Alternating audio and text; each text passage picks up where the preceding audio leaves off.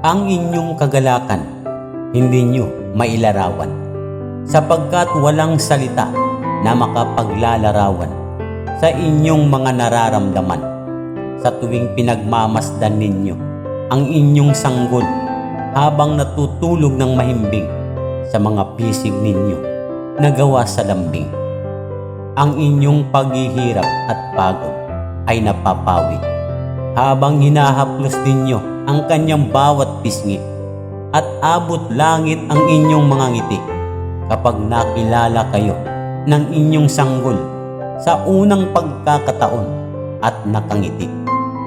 Kaya wala nang mas magandang pakiramdam sa dalawang taong nagmamahalan kapag dumating ang isang sanggol sa kanilang tahanan. Isang sanggol ang dumating sa inyong tahanan.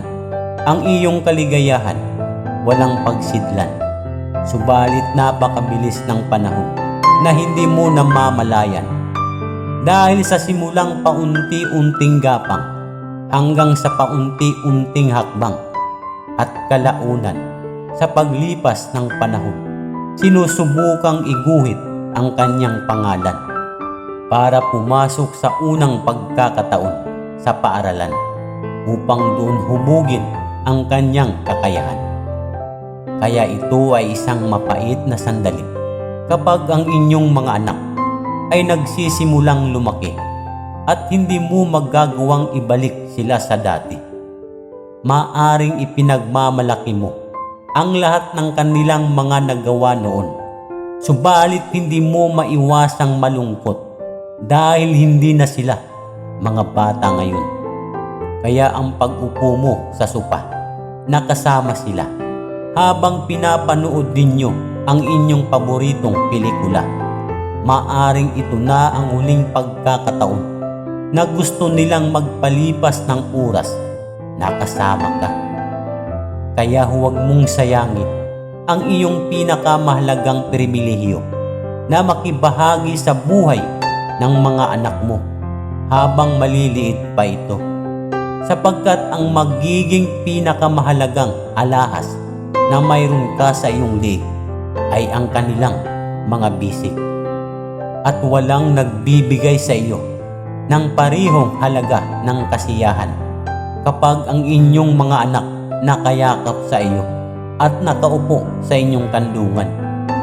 Kaya't yakapin mo ang iyong mga anak hanggat ikaw ay kanilang papayagan, sapagkat hindi mo alam kung gaano katagal nila ito kailangan.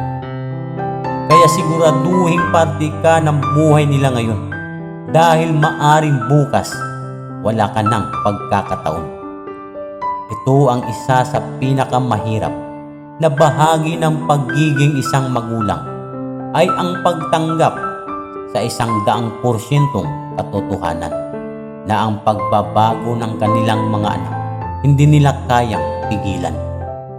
Kaya ang ating mga magulang ay nararapat sa ating karangalan at paggalang sa pagbibigay sa atin ng buhay mismo, at higit pa rito ay halos palaging gumagawa sila ng hindi mabilang na mga sakripisyo habang inaalagaan at inaruga nila tayo.